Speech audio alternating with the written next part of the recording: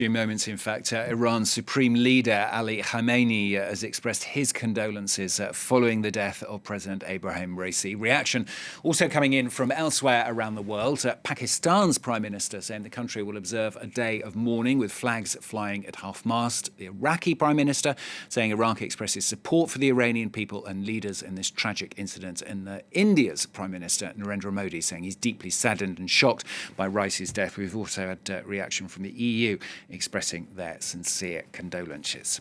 Well, Kethevane Gorjestani from our International Affairs Desk is joining me here on set now. Kethevane, the man who's going to be replacing, at least in the short term, Raisi, Mohammad Mokhber, who is he and what could him being in charge actually mean?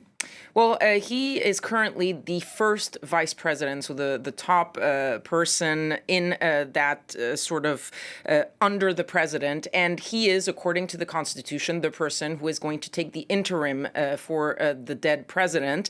And his task basically is over the next 50 days to organize, along with the Speaker of the Parliament and the head of the judiciary, organize the next elections in order to elect a new president. So he's not going to be really in charge for a long time, and basically his only task is that, to focus on those elections.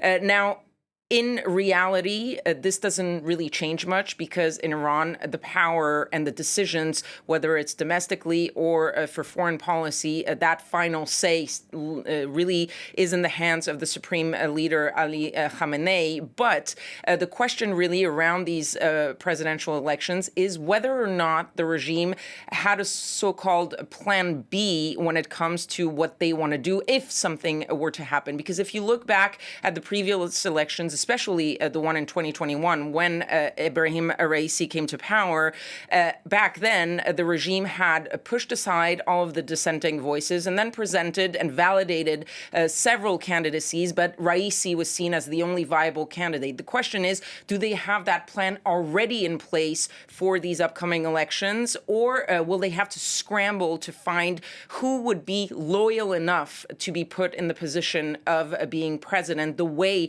Ebrahim Raisi was? So in the short term, that's going to be the real key. But when it comes to the day-to-day strategic positioning of Iran, nothing is likely to change because of the power in the hands of the supreme leader.